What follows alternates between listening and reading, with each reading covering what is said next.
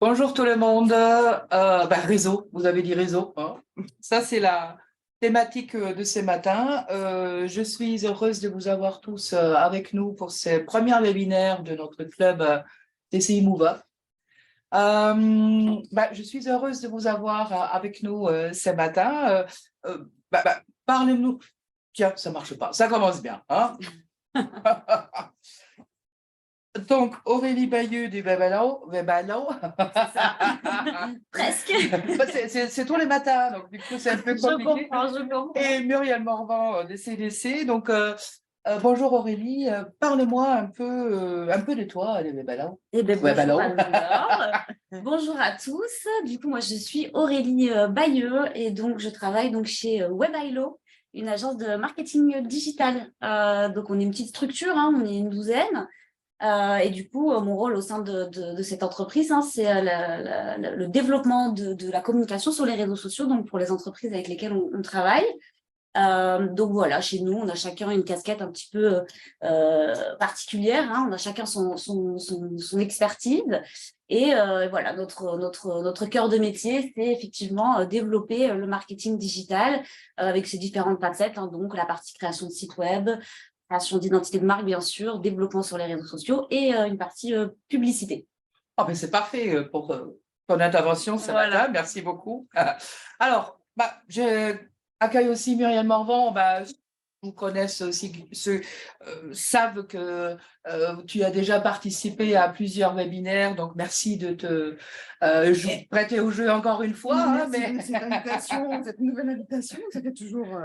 Muriel, je te laisse te présenter. Oui. Donc, je suis Muriel Morvan, je suis consultante formatrice et co-dirigeante de Cap Développement et Compétences. Alors, Cap Développement et Compétences, c'est un cabinet conseil et formation qui accompagne la création et le développement de l'activité des créateurs ou des entreprises déjà existantes sur le format TPE, PME et structure de l'économie sociale et solidaire. On intervient en général sur les champs qui ont pour thématique la structuration, l'organisation de l'entreprise, l'efficacité professionnelle et justement la réflexion autour de différentes stratégies, la marketing, le développement commercial, l'image, la RSE, enfin voilà. Un petit peu ce que nous pouvons réaliser. C'est super, merci d'être ici ce matin. Alors, on va regarder qu'est-ce qui se passe ce matin, de quoi on va parler. Alors, déjà, on va se poser la question, pourquoi il faut réseauter? C'est la première question qu'on va se poser. Et comment on va réseauter? Parce que ce n'est pas si simple que ça, d'après ce que je comprends. La grosse question, ça va être aussi comment mettre en place le développement de son réseau. C'est quand même une grosse question aussi. Quel type de nouveaux contacts je peux créer? Comment je peux mesurer l'efficacité de mon activité de déploiement sur les différents réseaux sociaux? Donc, c'est quand même une multitude de questions qu'on va aborder ce matin. Je suis sûre que vous avez les bonnes réponses. Alors Aurélie, est-ce qu'il y a des astuces à connaître avant d'aller sur les réseaux? Et comment tu peux conseiller une jeune entreprise pour préparer l'activité sur les réseaux? Alors, moi, la première chose... D'ailleurs, faut-il préparer l'activité, hein, c'est ça la question. C'est mieux de se poser certaines questions avant de se lancer. Et pour moi, en tout cas, la première chose dont il faut s'assurer quand on veut travailler finalement, c'est cette présence sur les réseaux, qu'ils soient physiques ou digitaux, hein, ça va être la cohérence qu'il va y avoir entre les différentes prises de parole. Cette cohérence, elle va être essentielle pour plusieurs raisons. Tout d'abord, pour renforcer un petit peu l'image de marque que vous souhaitez mettre en avant. Hein. Aujourd'hui, c'est vrai que si votre entreprise ou votre personne, hein, puisqu'on en parlera après du personal branding, mais elle est perçue de manière différente en ligne et hors ligne, ça peut créer une confusion et nuire finalement à votre crédibilité. Ensuite, le deuxième point, ça va être le renforcement de la confiance que peuvent avoir finalement les clients, les partenaires commerciaux et les investisseurs. Hein.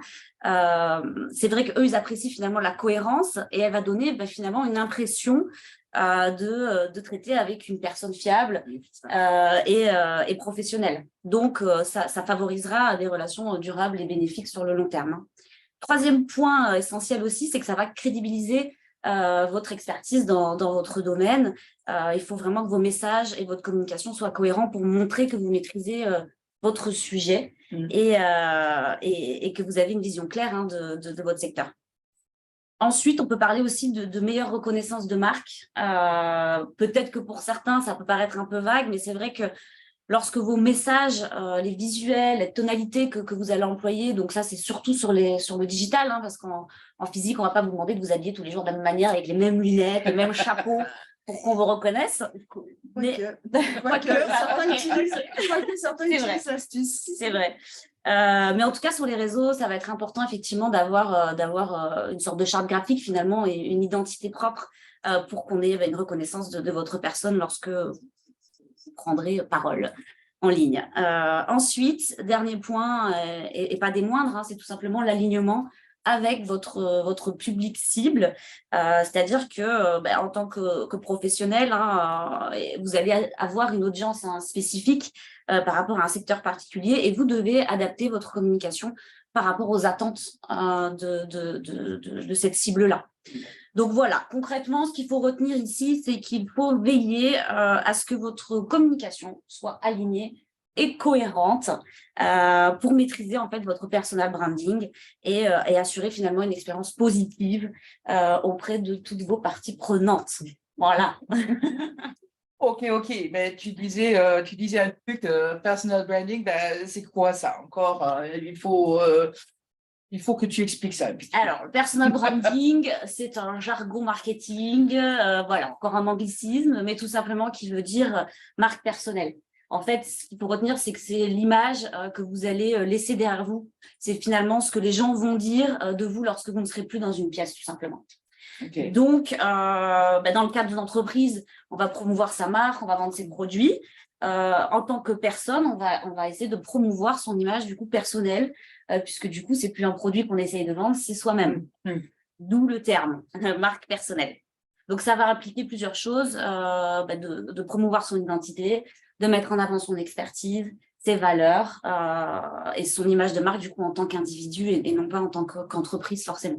Bien que derrière, ça va servir bien sûr l'image de l'entreprise. Oui, tout à fait. Donc voilà. Donc en tout cas, pour travailler cette image de marque personnelle, du coup, ce personal branding, il est primordial aujourd'hui d'activer différents leviers, qui soient du coup physiques ou digitaux. Le digital aujourd'hui, c'est vraiment un levier primordial et non négligeable qu'il faut inclure du coup dans cette stratégie-là, quoi. Donc en résumé, voilà, une stratégie de personal branding efficace aujourd'hui, elle permettra en tout cas d'impacter la perception qu'auront finalement vos cibles, hein, de vous et de votre entreprise en finalité. Ok. Bon, je comprends mieux. Mais... Donc, on va partir sur les développements en réseau. Hein. Donc, la question qu'on va se poser, comment on met en place un plan stratégique de développement de réseau? Muriel, est-ce que tu auras quelque chose à dire là-dessus? Oui. La première des choses, je pense, c'est déjà d'essayer de décortiquer un petit peu le territoire et de comprendre comment les réseaux fonctionnent. Alors, ça semble facile à dire, évidemment, et en réalité, il va falloir qu'on observe à la loupe ce qui nous entoure. Il y a plusieurs typologies en réalité de réseaux physiques, hein, au même titre qu'il y a plusieurs typologies de réseaux digitaux, et on peut en identifier certains. Donc, on a là en présentation un petit exemple. Hein, exact, n'hésitez pas Vous allez le trouver sur notre site CC Euro, mais on l'a aussi sous forme de papier. Donc, c'est ça. C'est un annuaire en réalité des réseaux économiques qui sont sur le territoire et qui ont été identifiés donc par vous. On peut en fait à l'intérieur de cet annuaire retrouver des réseaux de type plutôt généraliste. Alors, on va parler de la CCI qu'on est là. De la CPME, du MEDEF, de la CPC, enfin voilà, tout ce qui va être un petit peu généraliste. On va pouvoir aussi identifier des réseaux qui sont plutôt géolocalisés et qui vont s'adresser à des entrepreneurs ou à des entreprises qui sont implantés sur un domaine, mais géographique, un bassin d'emploi ou un secteur géographique. On a par exemple les As du Pic, on a un nouveau club là qui vient de se créer sur le bassin du Thau aussi, qui s'adresse aux entrepreneurs qui se situent normalement entre la communauté de communes d'Alde et la communauté de communes de Sète. Donc voilà, on est typiquement sur ce type de réseau. On a des réseaux qui vont être aussi spécialistes dans leur domaine d'activité, qui vont être par exemple destinés aux membres du domaine d'activité, je sais pas, de la restauration, de l'hôtellerie, des avocats, enfin voilà, donc on est vraiment spécificité métier. Et puis d'autres qui vont rassembler des thématiques particulières comme l'export, comme travailler sur un pays en particulier, et puis il y a les autres. Ceux qu'on n'identifie plus parce que justement, ils sont tellement habituels finalement dans notre environnement, on se dit qu'il n'y a peut-être pas grand-chose à faire, mais en réalité, si.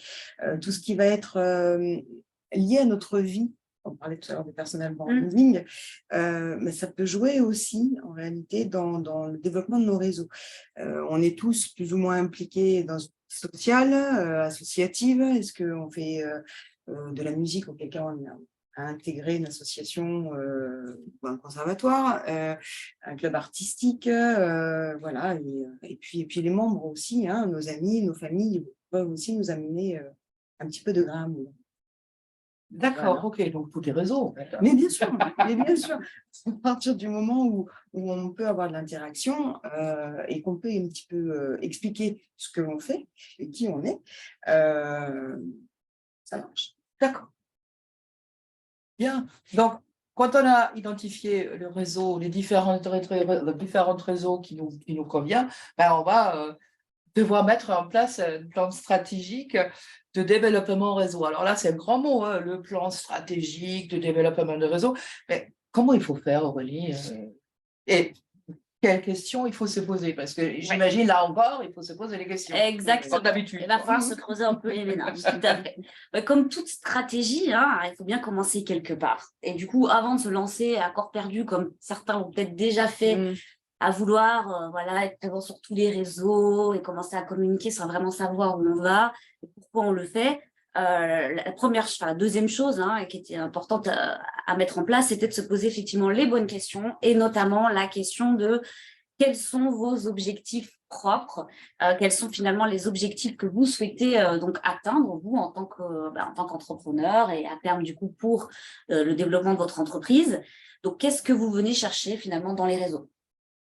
Et cette question-là, effectivement, elle peut être plus ou moins facile à répondre, mais il y a plusieurs objectifs aujourd'hui en tant qu'entrepreneur qui peuvent être posés sur la table, on va dire. Ils peuvent varier, bien sûr, en fonction de votre vision, de votre domaine d'activité et bien sûr des ambitions personnelles. On va en voir quelques-uns entre nous qui vont vous parler très certainement. C'est une liste qui n'est pas exhaustive. Mais ils peuvent être nombreux, ces objectifs. Et l'important, c'est vraiment d'essayer de noter et d'essayer de viser en tout cas vos premiers objectifs, les objectifs principaux. Parce que derrière, qui dit présence sur les réseaux sociaux ou réseaux physiques, dit aussi du temps. Et donc, il faut s'assurer d'avoir le temps nécessaire pour pouvoir atteindre ces objectifs-là. Donc, ça peut être un objectif de rentabilité, par exemple, tout ce qui est lié à la croissance des revenus, la marge, etc., retour sur investissement par rapport à l'entreprise. Ça peut être un objectif lié à la croissance de votre entreprise, que ça soit donc en termes de chiffre d'affaires, en termes de nombre d'employés, de part de marché, etc. Il peut y avoir un objectif lié à l'innovation, c'est-à-dire que du coup, vous intégriez dans votre réflexion un objectif de création de nouveaux produits, de nouveaux services, et donc un besoin de rejoindre certains réseaux pour échanger sur ces thématiques-là. On peut avoir après aussi tout ce qui est objectif de création d'emplois. Certains entrepreneurs, et c'est peut-être le cas pour vous, et tant mieux si vous en êtes à ce stade-là, mais vous avez peut-être en tête effectivement et que vous considérez en tout cas la création d'emplois comme un objectif important pour votre entreprise. Et donc, vous pourrez peut-être être amené à chercher à contribuer du coup à l'économie en offrant des opportunités d'emploi et donc en favorisant le développement professionnel de vos employés, par exemple. Ça peut être un objectif aussi lié à l'impact social, environnemental, donc une manière finalement de contribuer positivement à la durabilité, à la communauté, etc. Et ensuite, là, on va parler de deux objectifs qui, je pense, vont peut-être parler aux nouveaux entrepreneurs ou aux jeunes entrepreneurs, et pas que, mais il peut y avoir un objectif de reconnaissance et de recherche d'influence. Souvent, quand on parle de réseau, je pense qu'on parle de ça aussi. C'est-à-dire que vous pouvez être amené à un moment donné ou tout au long de votre personal branding à chercher à tout simplement à se faire un nom dans votre domaine, à devenir des leaders d'opinion ou des références en tout cas dans votre industrie, ou à sortir de l'isolement. C'est vrai qu'en tant que jeune entrepreneur, on peut être amené par moment à être confronté à des difficultés pour développer son activité, faire face parfois au syndrome un peu de l'imposteur, et avoir des doutes, des questions, etc. D'où l'intérêt à ce moment-là d'essayer de rejoindre des groupes où on peut retrouver des pairs et des personnes avec qui on peut échanger sur ces problématiques-là. C'est pour ça que nous avons CCI Move Up, Voilà, pour sortir le jeune entrepreneur, le jeune chef d'entreprise de son isolement, pour qu'il puisse y avoir un lieu d'échange déjà et discuter de mêmes problématiques. C'est un moment, oui, au moment de la création, on a énormément de travail, puis souvent d'ailleurs en souterrain, parce que c'est du travail de fond, donc ça n'apporte pas immédiatement de la rentabilité ou de l'activité. Ça peut être épuisant d'un point de vue moral, sortir. Alors, peut-être aussi de manière digitale, Bien sûr. Reste à savoir à quel endroit se trouve notre préférence, mais c'est important, je pense, de ne pas rester seul pour conserver la motivation, l'enjeu. D'ailleurs, quand on travaille sur les groupes d'entrepreneurs, on les invite, parce qu'il y a une cohésion qui s'est créée pendant cette phase-là, on les invite à continuer à échanger ensemble et à se donner des nouvelles. Échanger bonnes pratiques, comment ça va, où est-ce que tu en es, voilà. Oui, parce que l'isolement, ça pèse très vite, très lourd. Ça peut peser très, très rapidement, très, très lourd. Donc voilà, donc une fois que vous aurez déterminé ces objectifs-là, ça vous permettra en tout cas d'y voir un peu plus clair et de pouvoir un peu mieux sélectionner finalement les réseaux sur lesquels vous pourrez, les réseaux que vous pourrez tenter d'intégrer en tout cas. Bon, ben ok, donc on va regarder quel type de réseaux sociaux existent. Donc, LinkedIn, Twitter, Facebook, j'oublie Mythique, pourquoi pas, on pourrait créer un Mythique pour les jeunes chefs d'entreprise. Effectivement. Attention, tu sais qu'on peut y aller. Ça doit sûrement déjà exister. Donc on regarde tous ces réseaux-là et on se demande comment je peux savoir lesquels est vraiment fait pour moi. Moi perso, je trouve que c'est un peu la jungle, comment s'y retrouver alors? C'est vrai qu'il y en a des centaines des réseaux, voire des milliers, si on regarde mondialement, des réseaux sociaux qui se créent, il y en a tous les jours. Après, c'est vrai qu'il y a les mastodontes, on va dire, des réseaux sociaux que tout le monde connaît, je pense, aujourd'hui. Donc, c'est là qu'on va aborder. On va parler des réseaux sociaux plutôt généralistes, sur lesquels, en tout cas, par rapport à la thématique du jour, il y aurait plus un intérêt pour vous, en tout cas, à vous développer dessus, en tout cas à développer votre présence. Donc on va vraiment se focaliser aujourd'hui principalement déjà sur LinkedIn, Twitter, Facebook, qui sont effectivement aujourd'hui des réseaux sociaux très présents, utilisés par un bon nombre de personnes et sur lesquels il y a un vrai intérêt pour développer son personal branding et tout ce qui est en lien finalement avec un réseau professionnel. Donc LinkedIn, je pense que tout le monde le connaît, voilà.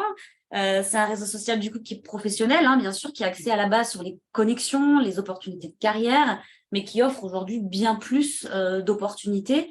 En tant qu'entrepreneur, il est idéal pour développer votre personal branding, par exemple, pour mettre en valeur votre expérience, vos compétences, vos réalisations professionnelles. On va être là effectivement sur ce réseau social. Alors certes, pour échanger, il y a des groupes qui existent sur LinkedIn et qui ne sont pas à négliger, notamment, très certainement, il faudrait vérifier, mais certainement certains réseaux physiques qui ont aussi une présence sur des groupes privés ou publics, mais que vous pourrez intégrer en complément finalement de votre présence en physique. Et donc qui permettra en tout cas d'interagir avec d'autres professionnels et d'établir des relations solides. pour effectivement combiner le physique et le digital. Mhm. Sur LinkedIn, en termes de typologie de personnes, on va être finalement sur environ 78% environ des membres qui ont moins de 35 ans.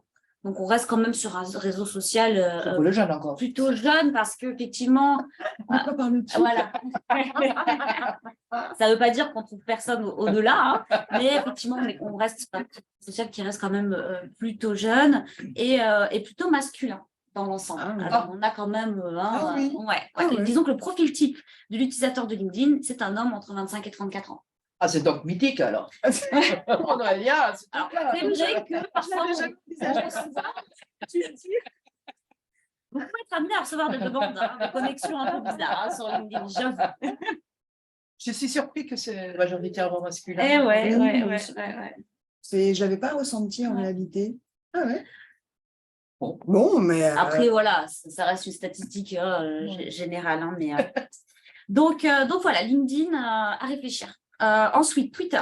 Là, pour le coup, je ne sais pas si tout le monde est à l'aise avec Twitter, mais c'est une plateforme de microblogging, comme on l'appelle, donc qui permet de partager des informations, des idées en temps réel. Il y a quelque chose de très instantané sur Twitter. Les informations sont très vite périmées. Il y a vraiment une consultation très rapide des infos et puis tellement de contenu finalement qu'il passe vite à la trappe.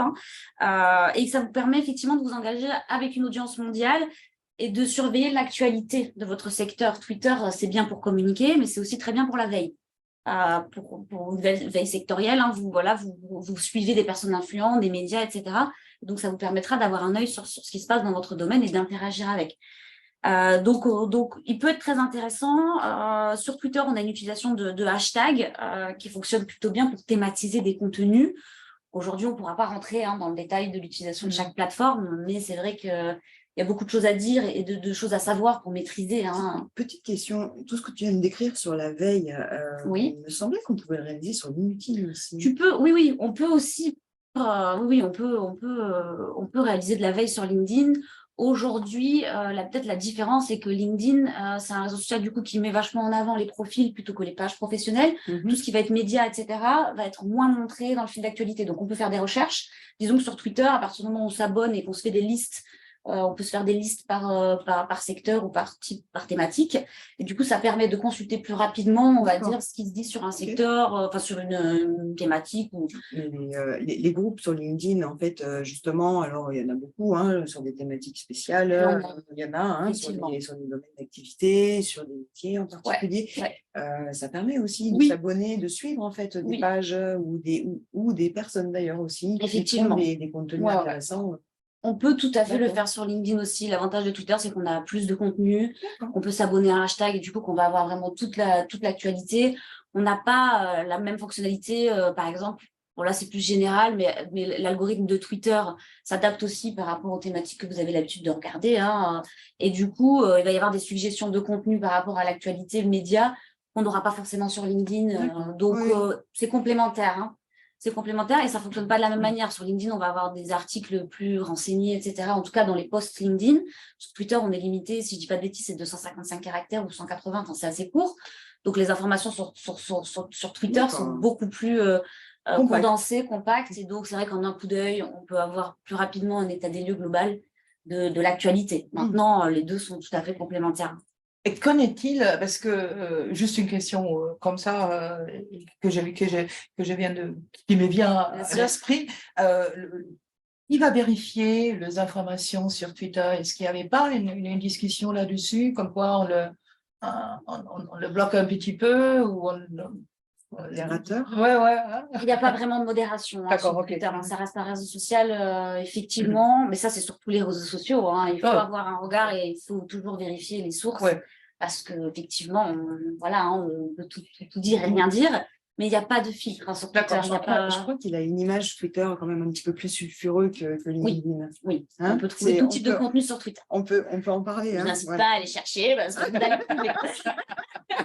Oui, tout à fait, effectivement. LinkedIn, on est vraiment sur quelque chose de plus professionnel, mais néanmoins, Twitter a quand même un intérêt en fonction de la thématique. Et donc, même pour vous, là, on parle beaucoup de veille, mais après, pour vous aussi, en tant que prise de parole, on peut avoir une visibilité, une viralité sur Twitter qui peut être effectivement beaucoup plus impactante que sur LinkedIn.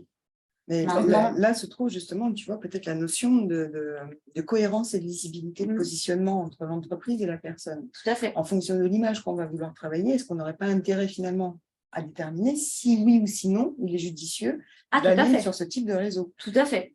Là, aujourd'hui, moi, je vais les lister, mais c'est sur ça que j'allais parler. Effectivement, il faut se poser la question à la suite de ça, où sont mes cibles, quel type d'informations moi je peux me positionner, quelle image je veux Quelle donner, image je donne en Et dans ce réalité en cas-là- étant existant et Exactement. Quels réseaux sociaux je privilégie en fonction de l'image que j'ai envie de donner et des personnes que je cible, hein, parce que tout le monde n'est pas sur Twitter non plus. Twitter, c'est 70% d'hommes, encore. Ah, ils aiment l'actualité sulfureuse, hein, voilà. 30% de femmes. D'où le succès de Trump, hein, Voilà, qui communique que sur Twitter. Je m'étais promis de pas le dire. Oui, mais là, je ne pouvais pas me retenir, c'est sorti.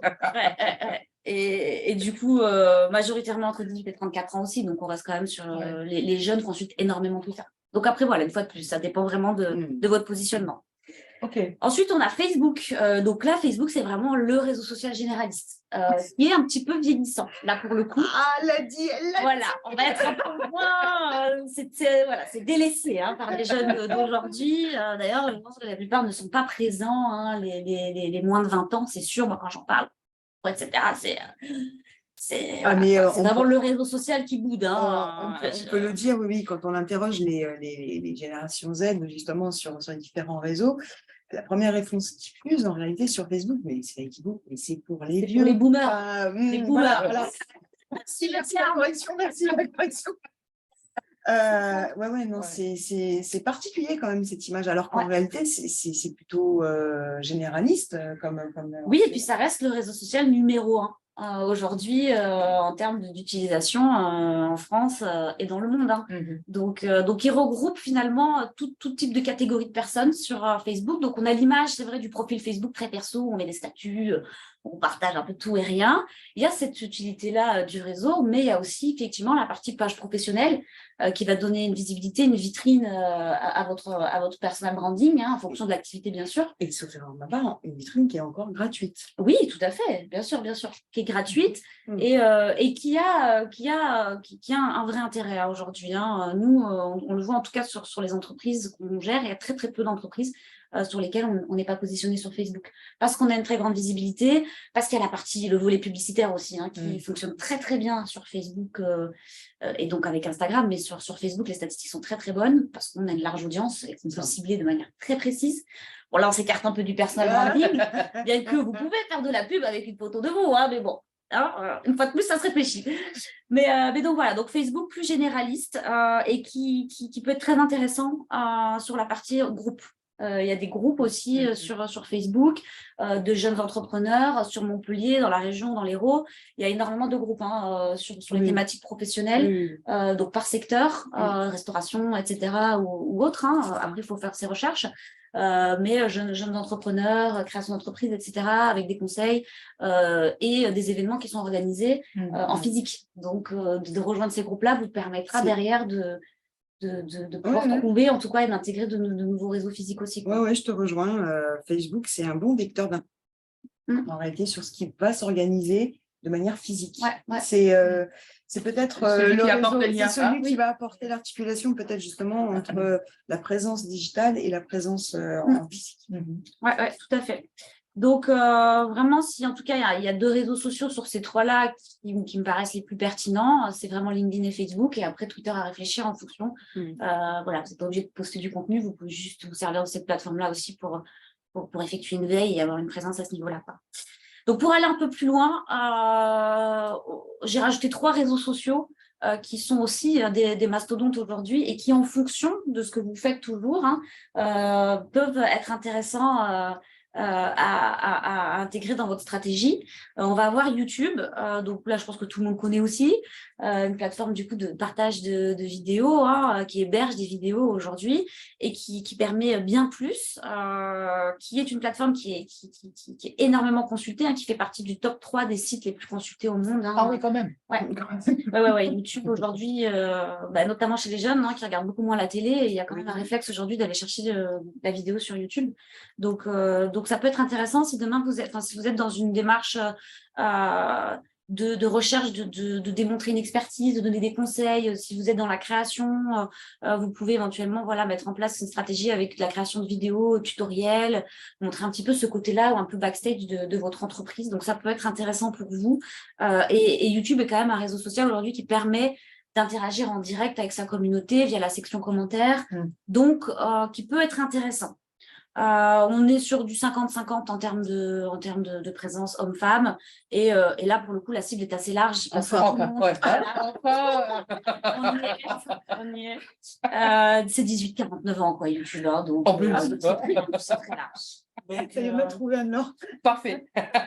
Et ça vous permettra de regarder un peu ce que font aussi les autres dans votre domaine, hein, sur cette plateforme-là, et pourquoi pas après relayer, hein, certaines de vos vidéos sur LinkedIn, pour alimenter votre création de contenu. Oui, alors la question bête et méchante, hein, c'est est-ce qu'il y a en réalité une image sérieuse liée à YouTube? Ah oui, tout à fait. Oui. Aujourd'hui, oui. Il y a effectivement, alors il y a la partie un peu plus fun, etc., qu'il peut y avoir sur certains types de vidéos, mais effectivement, ouais, alors, bon, là, je n'ai pas l'exemple en tête, mais on peut le regarder. Si vous faites votre petite veille concurrentielle, on va dire, certaines entreprises vont aller effectivement utiliser YouTube comme réseau pour pouvoir effectivement montrer un peu plus le côté humain ou le côté expertise derrière. Il y a la partie juste hébergement, parce qu'effectivement, sur certains réseaux sociaux, en fonction du poids des vidéos, etc., on ne va pas pouvoir les partager. Donc, soit on partage un extrait et on renvoie vers YouTube pour l'hébergement. Mais après, il y a une partie aussi référencement dans la plateforme qui permet d'avoir une visibilité. Donc, ça dépend vraiment de ce que vous faites aujourd'hui. Mais si vous êtes, je ne sais pas, hein, dans de la décoration, par exemple, décoratrice d'intérieur, il peut y avoir un intérêt pour vous, effectivement, de faire des home tours, par exemple, des choses comme ça, pour montrer un petit peu votre expertise dans ce domaine et plus sur le côté inspiration. Donc après, si demain vous êtes électricien, je ne suis pas sûre que, quoique, il peut y avoir un intérêt à montrer des tutos basiques sur comment, régler un petit problème chez soi de manière safe, bien sûr. Hein.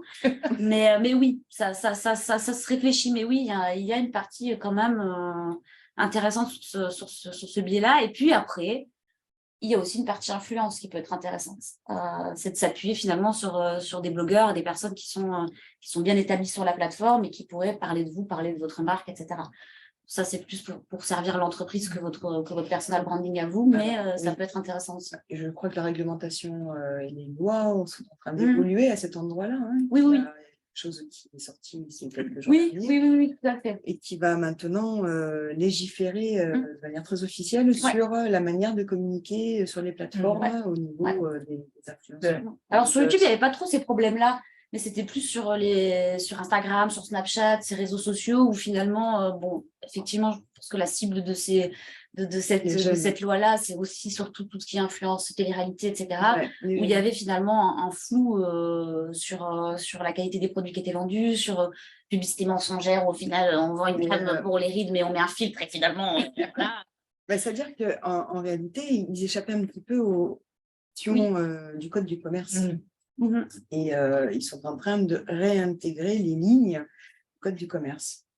Oui, exactement. Et puis maintenant, cette obligation de mentionner quand il y a un partenariat rémunéré, alors que là, c'était fait un peu de manière... Voilà. Donc non, ça c'est très bien, effectivement. Mais ça concernait moins finalement tout ce qui était YouTube, etc., qui est là pour le coup... plus Insta, TikTok... c'est ça, tout ce qui était finalement des contenus assez rapides en story, etc., qui périmaient assez vite et qui, je pense, passaient un peu à la trappe finalement. Donc voilà, pour YouTube. Ensuite, on a Instagram, qui est un réseau social, là, pour le coup, 100% à la base basé sur le visuel, sur le beau, sur l'image, sur l'esthétique, et ce qui a fait naître le métier d'Instagrammeur. L'influence vient beaucoup de là aussi aujourd'hui. YouTube, on est sur Je dis pas qu'Instagram, c'est pas un métier, attention, mais YouTube, on est sur une compétence de montage vidéo, etc., qui fait qu'il fallait quand même avoir une certaine base de technique, on va dire, pour pouvoir créer des vidéos de qualité. Sur Instagram, on est vraiment sur de la photo pure à la base. Et donc, c'est un réseau social, là, pour le coup, qui permet voilà, ce partage de photos, de vidéos, et qui peut être intéressant pour tout ce qui est style de vie, lifestyle, comme on dit en anglais, tout ce qui va être effectivement lié à vos intérêts personnels, mais qui peuvent mettre en avant, qui peuvent être une galerie finalement de ce que vous produisez. Donc, une fois de plus, ça dépend de ce que vous faites.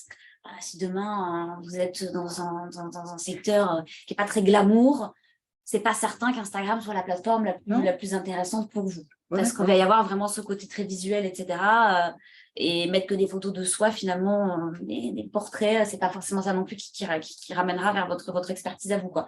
Mais ça, voilà, Instagram peut être très intéressant. On a une grande visibilité. Il y a aussi une utilisation de la plateforme qui se fait par rapport à des mots-clés, des hashtags qui vous permettraient de vous positionner sur un secteur géographique, par exemple. Je sais que la plateforme, elle est utilisée aujourd'hui par principalement les moins de 34 ans. On est sur, pareil, kiff un tout petit peu plus de femmes, mais on est quand même sur une parité là, 55-45, donc ça reste, voilà. Mais il y a beaucoup de jeunes aujourd'hui qui vont aller sur Instagram pour chercher un professionnel, par exemple, qui peuvent taper, je sais pas, alors, on va souvent être dans des domaines peut-être liés à l'esthétique, liés à la déco, liés peut-être au voyage, des choses comme ça, mais qui font la recherche directement dans les mots-clés. Je sais pas, moi, il y a peut-être des prothésistes ongulaires derrière la caméra, des personnes voilà, qui sont, je sais pas moi, dans l'esthétique. Et par exemple, ben, voilà, quelqu'un demain peut taper, je sais pas, Centre esthétique Montpellier, tomber sur votre profil Instagram et du coup, après, effectivement, être amené à vous connaître par ce biais-là. Donc, intéressant comme réseau social aussi, notamment avec les réels qui aujourd'hui ont une belle portée, des vidéos, des mini-vidéos assez courtes sur lesquelles effectivement vous pouvez mettre en avant aussi votre expertise et qui peut être un relais aussi avec YouTube. Vous pouvez prendre des extraits d'une vidéo YouTube qu'on va partager sur Instagram, etc. Donc ça peut être intéressant. Vous aurez peut-être moins finalement sur ces réseaux-là, YouTube, Instagram et TikTok, cette partie appartenance à vous, une recherche d'appartenir à une communauté, d'avoir des informations et de partager directement avec vos pairs. Ça, on l'aura plus sur LinkedIn, Twitter et Facebook. Par contre, pour toucher vos cibles, vos clients finaux, YouTube, Instagram, TikTok sont quand même intéressants à développer. Du coup, TikTok, on y vient. C'est un réseau social aujourd'hui qui perce depuis quelques années chez les très jeunes. Donc, on va être là effectivement sur du 18, enfin, même du 13, 20 ans, quoi. C'est très jeune, TikTok. Ouais, c'est très jeune. Mais c'est un réseau social qui aujourd'hui est intégré de plus en plus dans les stratégies par les marques Oui, c'est vrai. et dans le personal branding de certains métiers, type avocat, médecin, etc. Oui, tout à fait. Avocat sur TikTok. Oui, donc moi j'en suis un pour le coup. Et franchement, ils arrivent à démocratiser finalement certaines pratiques, certaines informations dans la recherche d'emploi, des choses comme ça. On a des personnes qui sont coachs en recherche d'emploi et qui vont du coup cibler plutôt des jeunes et donner finalement des tips, etc. Comment refaire son CV, machin. Et ça marche très, très bien. Donc, ça peut être intéressant aussi TikTok si on cible des très jeunes, quoi, effectivement. Okay. Et bon, Pinterest, il n'est pas sur le diapo. Je voulais en parler rapidement aussi. Là, pour le coup, on est sur une plateforme féminine. 75% de femmes sur Pinterest. Voilà. 18-44 ans, 19% d'hommes, pardon. J'ai une bêtise. 80% de femmes, 19% d'hommes. Et 74% ont entre 18 et 44 ans. Donc, audience assez large en termes de tranche d'âge, mais très féminine. Et là, pour le coup, vous êtes pâtissier, pâtissière, vous êtes dans la gastronomie, vous êtes dans l'habillement, vous avez un e-commerce par exemple. C'est une plateforme qui permet effectivement de développer les ventes en ligne, parce que du coup, elle permet de directement sur chaque contenu produit sur la plateforme permet de ramener vers votre site. Et ça, c'est pas tous les réseaux sociaux qui le permettent. Donc vraiment, Pinterest peut être intéressant en tout cas à développer si vous cherchez à ramener des personnes sur votre site et à vendre en direct sur votre plateforme de e-commerce. Vous pouvez parler de vous. mais on est vraiment plus finalement sur du produit, sur de l'inspiration. Les gens ne vont pas vraiment cliquer sur un visage sur ce réseau-là. Ils vont vraiment aller cliquer sur un visuel esthétique qui va répondre à une recherche par mots-clés, comme elle pourrait être faite sur Google, par exemple. Demain, je cherche une paire de chaussures à talons rouges.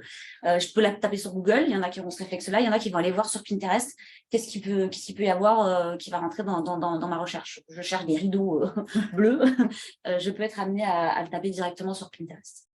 Donc, voilà. Donc, vous avez bien compris, il y a plusieurs réseaux sociaux qui peuvent être intégrés dans la stratégie, mais vraiment, comme on l'a dit tout à l'heure, il faut vraiment se poser la question de où est ma cible, où sont présents aussi mes concurrents, hein, et où est-ce que je vais pouvoir finalement intégrer des réseaux, ou en tout cas, qu'est-ce qui va être pertinent, et surtout, combien de temps j'ai à accorder à cette présence sur les réseaux, parce qu'il ne faut pas être partout à la fois, vaut mieux être sur un ou deux réseaux et le faire correctement et avoir une présence cohérente, plutôt que d'être présent partout et finalement de n'avoir aucune visibilité, quoi. Ouais. J'ai une petite question de Loïc. Alors, il demande comment mesurez-vous l'amélioration de votre image, l'augmentation de votre reconnaissance par votre présence sur les réseaux sociaux?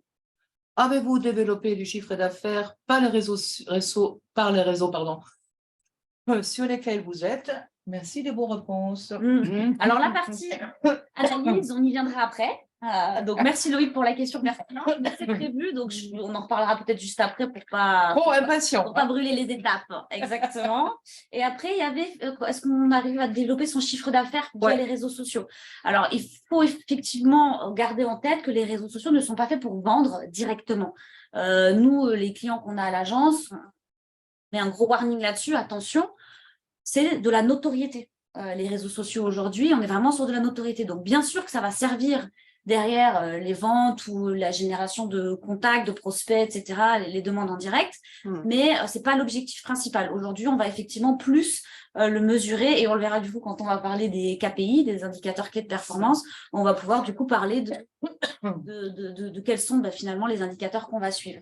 Mais non, les réseaux sociaux, il ne faut pas baser sa stratégie sur les réseaux sociaux, sinon vous risquez d'être déçu. Je suis bien d'accord.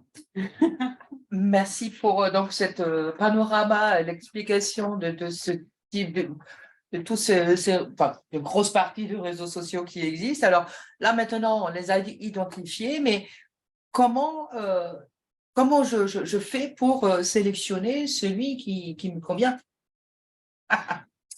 Effectivement. Encore des questions, hein? Encore des questions. Effectivement. Alors, en réalité, d'un point de vue réseau physique, en tout cas, et je pense qu'on est sur les mêmes, on en avait discuté, sur les mêmes contraintes en digital, il faut, et on le dit depuis tout à l'heure, réfléchir avant d'agir. Et en réalité, mettre en place un vrai plan d'action stratégique. Donc, un plan d'action stratégique, ça va être d'engager une réflexion sur les moyens logistiques. Alors, quand je parle de moyens logistiques, c'est où et comment. Alors, effectivement, quand on est sur son PC ou sur son téléphone, ça reste simple. Quand on commence à vouloir intégrer les réseaux physiques, effectivement, si j'ai 2 heures de route à faire pour aller participer à un petit-déj, est-ce que vraiment, pour le coup, ça vaut vraiment la peine? On est sur ces questions-là. Ensuite, on est sur une réflexion qui engage les moyens financiers. Combien ça me coûte, les réseaux physiques? On a de toute manière souvent une adhésion qui va être demandée. C'est normal parce qu'il y a des frais de fonctionnement, il y a un ensemble de choses. Et quelque part, ça engage aussi dans la communauté. Mais est-ce que j'ai les moyens finalement? Oui, parce qu'il y en a des réseaux, ça douille. Alors, on ne les cite pas. Hein, non, bien sûr que non. On les cite pas, mais tu te dis. Mais ça peut, oui, tout à fait, ça peut pour certains dépasser les 1 000 € en fait à l'année. Voilà. Il faut l'amortir derrière. Faut l'amortir derrière. Et encore une fois, il n'y a jamais de garantie d'augmentation immédiate d'un chiffre d'affaires, même si on y met beaucoup d'activités. On va essayer, d'accord. Et ensuite, il y a aussi un facteur qui est sur la réflexion stratégique sur les moyens humains. Quand on est solo, on ne se pose pas la question, on sait qu'il va falloir qu'on assure et la présence sur les réseaux et la production du service et tout le travail administratif financier qui va être de notre ressort. Quand on est à plusieurs, ok, qui se déplace, combien de fois, quand, enfin voilà, il y a tout ça en fait à réaliser. Et puis ensuite, évidemment, il faut cibler.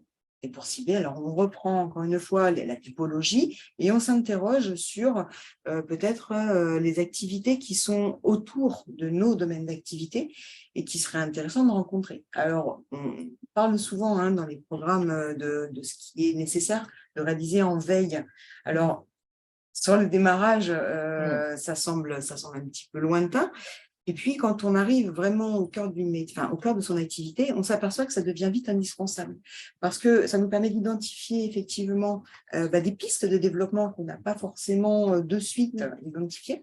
Et puis souvent, j'ai entendu des personnes me dire « Oui, mais je vais dans les réseaux et j'ai du mal à commencer ou à débuter une conversation, je ne sais pas exactement quoi dire, comment m'y prendre, etc. » Mais la veille, en réalité, va amener du contenu, aussi bien d'ailleurs pour le digital que sur des échanges avec d'autres personnes.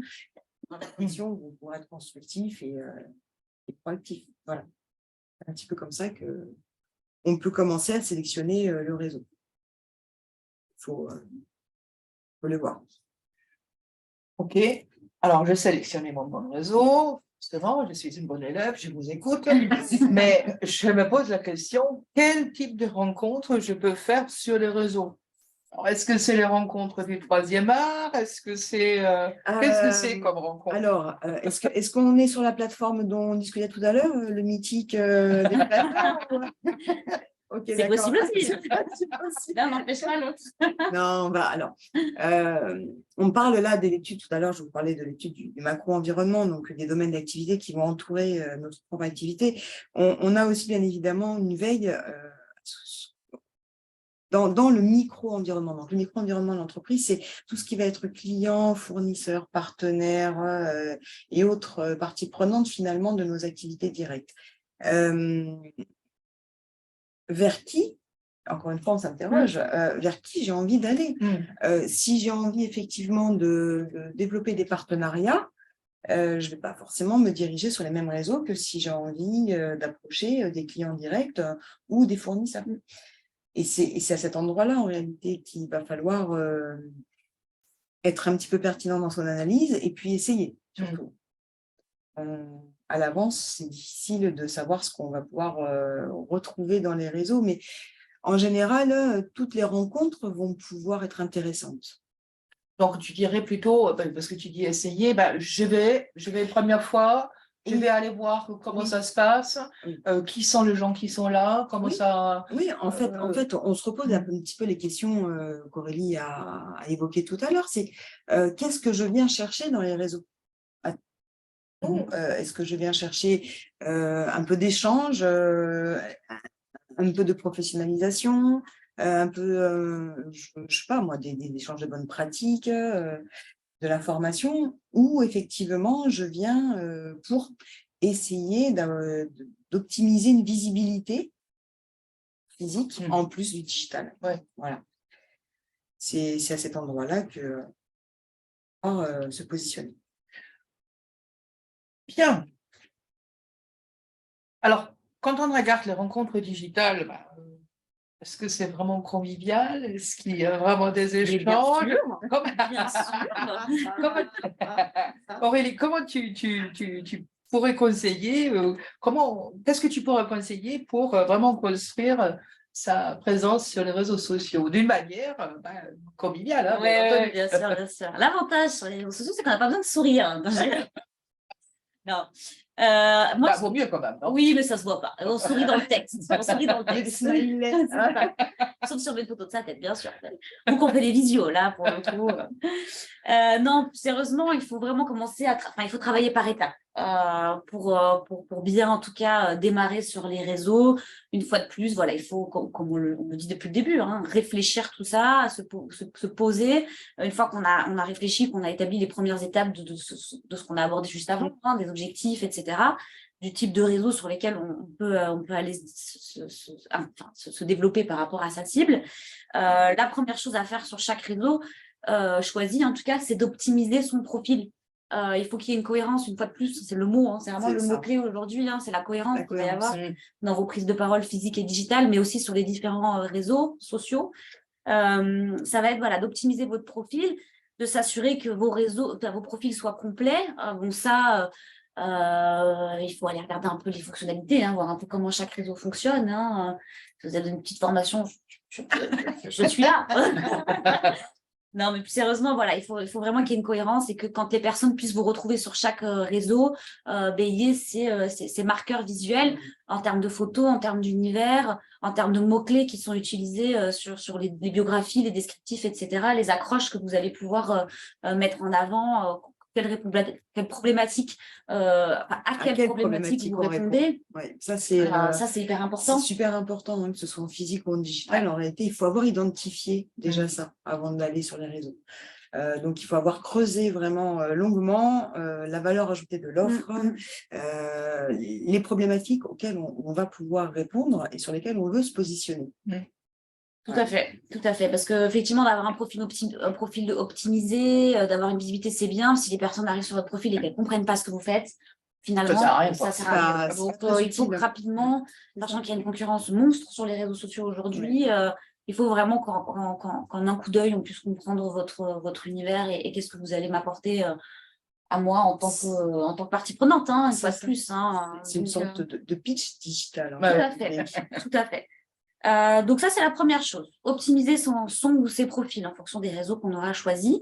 Ensuite, c'est de faire une recherche et de suivre les bonnes personnes par rapport, donc identifier finalement les professionnels, les leaders d'opinion et les experts de votre domaine d'activité, notamment sur LinkedIn, Twitter, que vous allez pouvoir suivre, avec lesquels vous allez peut-être pouvoir interagir, rebondir sur des actualités, etc. Ajouter votre expertise finalement à ces actualités-là. Donc ça, c'est hyper important, cette recherche-là. Ensuite, viendra la partie où vous allez pouvoir du coup effectivement vous engager. Donc l'engagement, c'est les interactions, hein, on parle d'engagement sur les réseaux, c'est les interactions qui vont découler. Donc de votre part, de vous engager de manière proactive, d'aller, comme je disais, du coup, interagir avec ces contenus-là, d'être passif sur les réseaux sociaux. Aujourd'hui, ça ne vous apportera pas grand-chose. Il y a une part, effectivement, de contenu qui sera à produire, mais pensez aussi qu'il y a un algorithme derrière chaque réseau social aujourd'hui et que l'implication que vous aurez, vous, en tant que profil ou page professionnelle, va se ressentir et l'algorithme vous mettra plus ou moins en avant aussi par rapport à votre activité. Donc ça, il faut bien le garder en tête aussi. C'est important d'être actif et donc de s'engager de manière proactive sur chaque réseau, bien sûr de manière réfléchie et cohérente toujours. Hein. Voilà. Ça veut dire aussi, je t'interromps, excuse-moi, dès le départ, il faut prévoir du temps. Ah, tout à fait. J'en étais là aussi. C'est quand même assez chronophage. Ah oui, ça prend du temps, effectivement, ça prend du temps. Donc l'avantage, c'est que ça peut être découpé dans une journée. L'avantage des réseaux sociaux, c'est que on va pas se bloquer une matinée entière, par exemple, pour être 4 heures sur LinkedIn. On peut y être 10 minutes par jour et avoir quelques petites interactions régulières. C'est la régularité qui compte aussi sur les réseaux sociaux pour tout ce qui est algorithme et pour ce qui va être aussi votre communauté qui va vous suivre derrière. Là, je parlais du coup de l'engagement, donc vous envers les autres, les petites interactions que vous allez pouvoir mettre en place. Après, il y a aussi une partie création de contenu et on en reparle, création de contenu à valeur ajoutée. Le but, c'est pas juste de poster pour poster, coucou, tout va bien, voilà. Ça n'a aucun intérêt. Aujourd'hui, voilà, votre positionnement, une fois qu'il sera réfléchi, là, quand vous aurez réfléchi, normalement, c'est un peu la base, hein, mais de la problématique à laquelle vous répondez, vous allez avoir des sujets de conversation, des thématiques que vous allez être amené à aborder sur les réseaux sociaux qu'il faut cadrer et qu'il faut aborder régulièrement pour alimenter la communauté qui va se créer autour de vous. Et de nouveau, asseoir cette image de votre marque personnelle et la crédibilité que vous aurez sur votre expertise, quoi. Donc, la création de contenu, c'est aussi quelque chose d'important qui va permettre aussi de la viralité. Si demain, vous créez du contenu intéressant et qui apporte quelque chose à votre communauté, il va être partagé, il va voyager, du coup, votre image va en bénéficier. Quand les gens vont vous voir après dans des réseaux physiques, peut-être qu'ils auront déjà vu votre contenu sur les réseaux sociaux et du coup, on dira, ah oui, c'est l'expert de tel domaine, etc. J'ai envie de m'approcher de cette personne-là, d'interagir avec elle, etc. Donc, très important. une fois que vous avez donc optimisé le profil, recherché, suivi certaines personnes influentes dans votre domaine, que vous commencez à avoir des interactions, de la création de contenu, il y a aussi toute la partie recherche et rejoindre ces fameux groupes dont on parlait tout à l'heure. En fonction des réseaux sociaux, il n'y en a pas sur tous les réseaux sociaux, hein, mais quand c'est possible, d'aller faire cette recherche, d'intégrer ces groupes. Une fois que vous serez à l'aise sur certaines thématiques et que vous aurez matière à discuter, hein, vous pourrez vous aussi du coup intégrer ces groupes-là et avoir voilà, des interactions intéressantes, rebondir sur certains sujets et engager du coup après des conversations pertinentes avec chacun de ces groupes. Donc ça peut être sur des thématiques professionnelles, expertise, mais après effectivement il y a cette partie recherche de groupe où on va être sur du conseil, là ou de la recherche d'expérience, de partage d'expérience, etc. qui va être très importante aussi. Donc voilà, moi ce que je voulais terminer sur une chose, par contre sur les réseaux, c'est vraiment de rester vous-même, authentique, professionnel bien sûr, mais authentique. Il faut vraiment pas qu'il y ait une différence entre la personne qu'on va voir en vrai et la personne qu'on va voir sur les réseaux. Et ça peut vite arriver de se dire j'aime bien comment il communique lui, je vais faire pareil, sauf qu'en fait c'est pas vous. C'est pas ça. Et sur les réseaux, c'est le piège, c'est qu'en fait comme il y a moins ce côté spontané, on peut être amené finalement à produire, à programmer un contenu, à dire je prends une journée dans le mois et puis je fais mes 4-5 publications. Je vous invite à le faire, ça vous fera moins perdre de temps, mais par contre, il faut vraiment que vous restiez cohérent avec votre personne, quoi. Il faut vraiment, même en termes de ton et en termes de thématiques que vous aborderez. Donc, ça ne sert à rien de jouer un rôle. Non, mais on le voit de temps en temps. Ouais. Donc c'est vrai que je pense que c'est pas forcément, c'est pas réfléchi. Les gens se disent juste, j'aime bien cette manière de faire, ça marche bien pour lui, ça va marcher pour moi. Alors qu'en fait, non, quoi. Donc voilà. Ben, merci. Alors, en termes de prise de contact, est-ce que le prise de contact se fait de la même manière en physique qu'en digital? Je me suis toujours posé la question. Hein? Non. Bon, ok, voilà. On passe à la suite. C'est non. Hein? Non, Bien. non, parce que le format diffère. En réalité, comme le disait Aurélie, on a la possibilité sur le digital de préparer son travail à l'avance et de programmer les publications. Donc, ça nécessite souvent, une plage de travail assez importante où on va produire du contenu, on va avoir le temps réellement de se dire non, je choisis ce mot-là plutôt que celui-ci, parce que référencement, parce que plein de choses, mais on n'a pas cette opportunité-là en physique. En physique, on est dans la relation immédiatement. Donc, on le sait, ces 20 premières secondes, indispensables à la prise de contact, on n'y échappera pas. Et c'est là qu'il faut être soi-même, se sentir prêt aussi. Donc, c'est un minimum savoir présenter son activité, ce qu'on fait, de manière simple et lisible. Donc, on évite tout ce qui va être acronyme incompréhensible. On évite le jargon professionnel qui n'appartient qu'au secteur professionnel.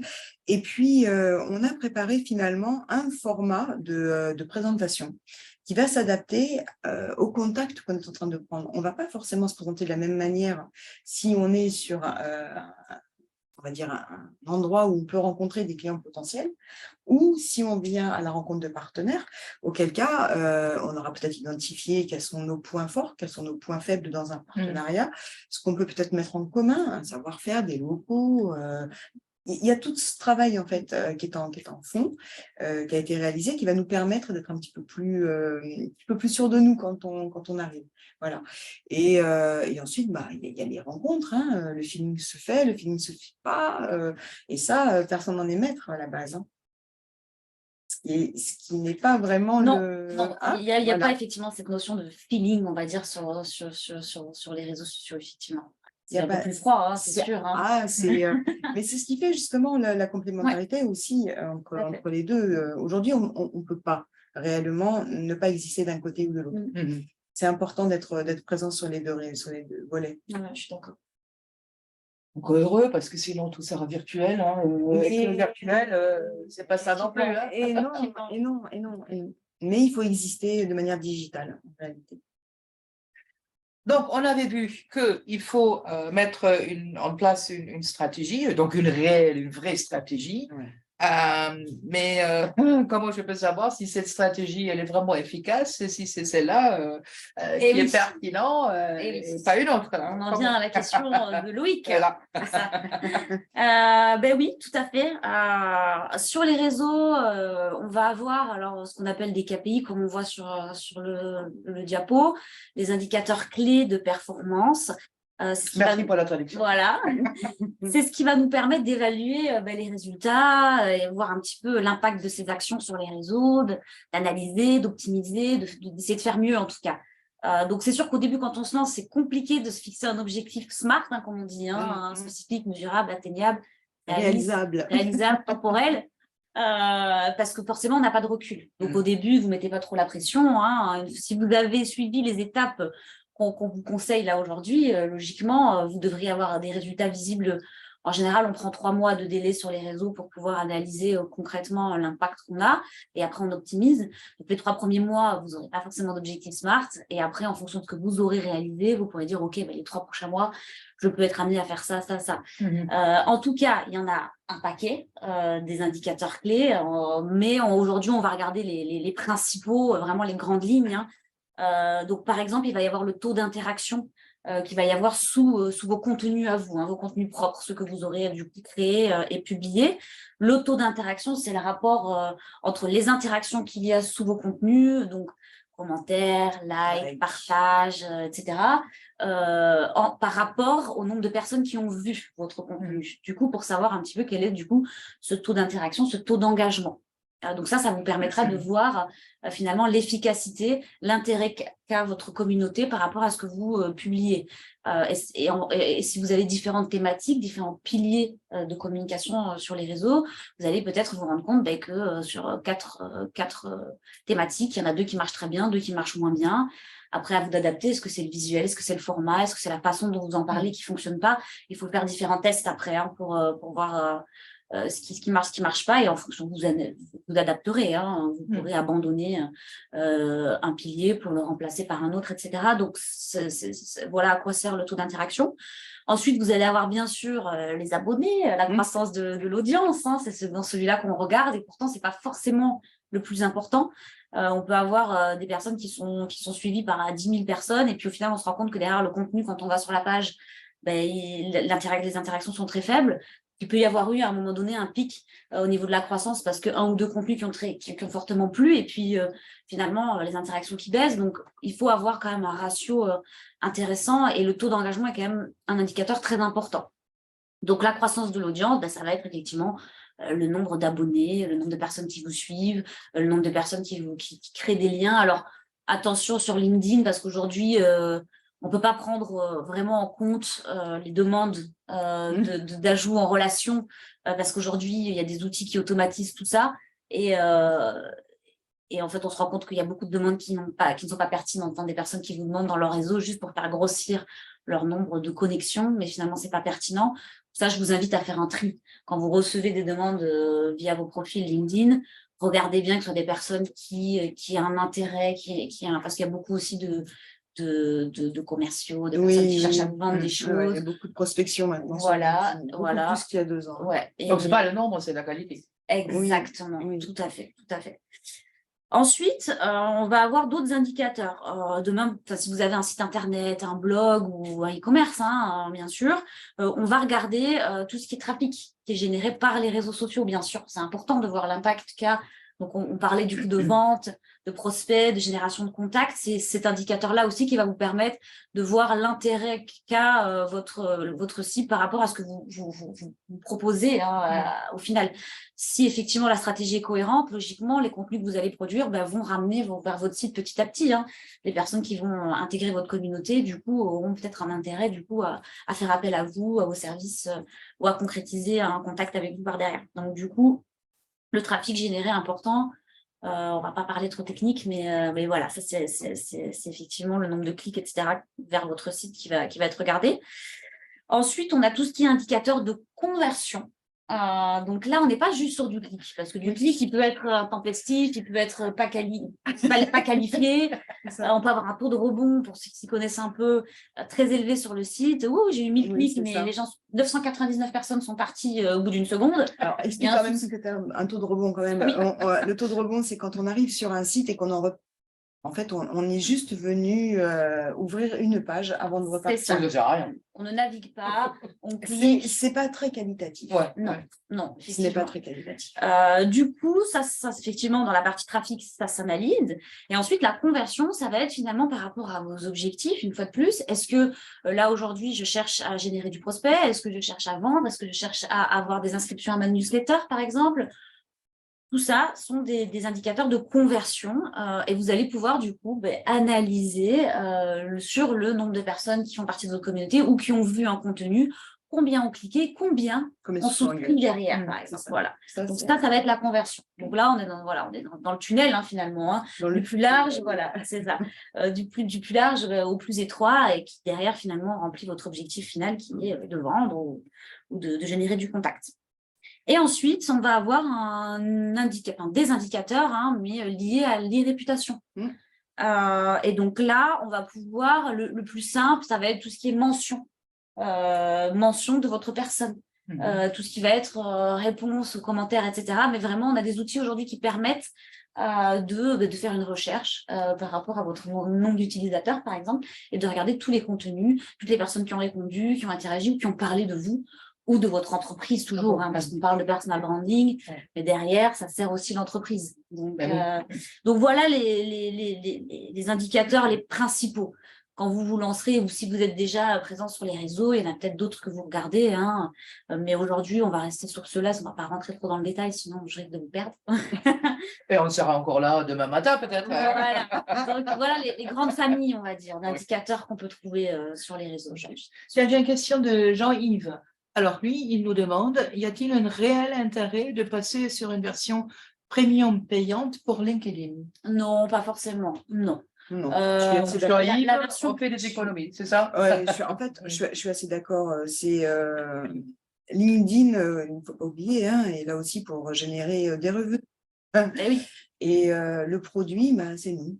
Ah oui, tout à fait. Le produit, c'est nous. Donc, c'est cher en plus. Le contenu, oui, c'est dernière information que je possédais, c'était 79 € par mois. Ah, quand même. Non, c'est cher. Et puis, honnêtement, nous, avec toutes les entreprises qu'on travaille, on n'a personne qui parle à tout.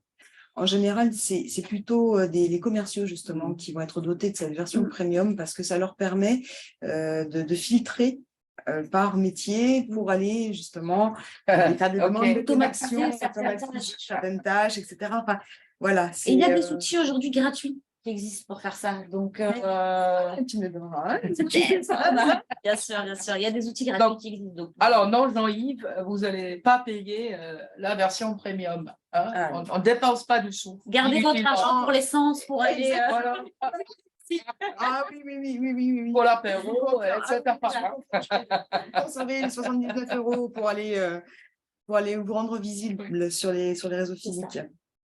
Ok, merci beaucoup les filles. On arrive à la fin de notre webinaire de ce matin. Je vais voir, est-ce qu'il y a des questions qui vont arriver encore. Notez bien le coordonnées d'Aurélie et de Muriel. Si vous avez encore des questions, n'hésitez pas de les contacter. Oui, Jean-Yves il nous demande encore, pouvez-vous préciser quels outils? Jean-Yves, c'est pas tombé dans l'oreille. Tout savoir. Jean-Yves, j'aurai la réponse, appelez-moi. Non, mais je peux le donner, il n'y a pas de secret. C'est un outil qui s'appelle Wallaxy. Il y a 2 A quelque part, W-A-2-L-A-A-X-Y, je crois. Vous pouvez regarder sur Google, Wallaxy, qui du coup, qui a une version payante, mais une version gratuite qui fonctionne très bien pour justement cette partie-là, automatisation de la prise de contact. On peut créer finalement des petits scénarios via cet outil. Donc, on peut exporter des listes de personnes de LinkedIn en fonction de profils, de type d'emploi, de zone géographique, etc. Ça exporte des listes et après, on peut automatiser certaines actions, c'est-à-dire une visite de profil, une demande de connexion, et éventuellement, après, un message type envoyé. Donc, Ah bah tiens, vous avez le lien voilà, donc, super, c'est ça. dans le fil de discussion. Voilà, Super, merci beaucoup. Hein. avec plaisir. Autre question? Alors, Jean-Denis nous demande, avez-vous des ratios mini-maxi en pourcentage de temps ou d'argent à consacrer au réseau, notamment les premières années de lancement? Bonne question, Jean-Denis, je te remercie. Est-ce que tu peux relire la question, alors, s'il te plaît? Alors, avez-vous des ratios mini-maxi en pourcentage de temps ou d'argent à consacrer au réseau, notamment les premières années de lancement? Alors, oui et non. Ouais, Voilà. ça, c'est une Avec ça, réponse. voilà, avec ça, on va avancer. C'est pas réellement comme ça, en tout cas sur les réseaux physiques, que je les considère. Je vais plutôt en fait partir des objectifs dont on a pu discuter ce matin sur, par exemple, voilà, ce mois-ci, je me suis fixé comme objectif de me rendre dans 4-5 endroits ou événements spécifiques pour développer mon activité. Déjà, là, le premier ratio, c'est est-ce que j'ai pu réaliser mon objectif? C'est simple, j'avais prévu 5 événements, je n'ai pu m'en rendre qu'à 2. Bon, là, le calcul est assez simple, hein, j'ai réalisé un petit peu moins de 50% de mes objectifs. Mais il faut peut-être s'interroger, justement, quand on n'a pas réalisé ces objectifs, de la raison pour laquelle on ne les a pas réalisés. Est-ce que c'est un manque de temps? Est-ce que c'est un manque d'envie aussi? Bref, en attendant, c'est important justement de rester motivé à cet endroit-là, donc de ne pas se fixer des objectifs trop irréalisables. On revient aux objectifs SMART. Hein. Ouais. Voilà, si je m'en fixe 5 par semaine et que je réussis à en faire qu'un seul, à la fin de la semaine, je vais avoir un sentiment d'insatisfaction qui va se créer. Si je m'en fixe 5 sur le mois et qu'en réalité j'ai réussi à en faire 7, l'état d'esprit ne va pas du tout être le même. J'ai atteint mes objectifs et je les ai même fait performer. Donc, c'est beaucoup plus engageant moralement aussi. On a aussi sur les réseaux physiques un taux qui s'appelle le taux de contact qualifié. On s'est dit, voilà, on teste. Alors, on me disait, je teste sur ce réseau-là et je vais bien voir ce qui s'y passe. D'accord. Combien de contacts, avec combien de personnes j'ai interagi dans ce réseau-là? Et au sein de ces personnes, combien sont ce qu'on nomme, alors je pense de manière commune, un lead qualifié. Alors un lead qualifié, c'est quelqu'un qu'on a identifié comme étant potentiellement porteur d'un développement d'activité. Pas forcément de commande, ça peut être de la prescription, ça peut être justement faire jouer le bouche à oreille, etc. Mais voilà, quel taux de contact qualifié j'aurais réussi à obtenir sur ce réseau-là. Et je vais faire des comparatifs puisque je vais avoir testé sur un réseau généraliste, puis sur un réseau spécialisé. Je vais avoir de quoi pouvoir faire des comparaisons ensuite. Et puis en physique, c'est très simple aussi. Hein, on va suivre l'activité. Les ratios sont des ratios de gestion. C'est est-ce que j'ai fait ou pas augmenter mon activité par mon intégration dans certains réseaux? Est-ce que j'ai un nombre de demandes de rendez-vous qui augmente? Est-ce que mon nombre de devis aussi croît? Enfin, on est sur ces ratios. Et on adapte.